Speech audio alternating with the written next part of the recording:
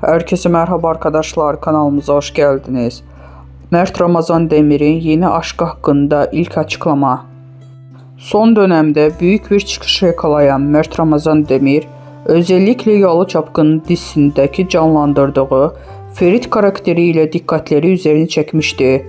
Afra Saraçoğlu ile yaşadığı aşkla magazin dünyasında sıkıca konuşulan Demir, son olarak yeni sevgilisiyle görüntülenerek dikkatleri bir kez daha topladı. Şimdi ise bu yeni ilişkinin hakkında ilk kez konuştu. Başarılı oyuncu sık sık tenis maçlarının izlemeye gitmesiyle de adından söz ettiriyor. Geçtiğimiz günlerde Bodrum'da sarışın bir güzelle dudak dudağa yakalanan Demir, bu görüntülerin ardından yeni aşkı hakkında sorular yağmuruna tutuldu.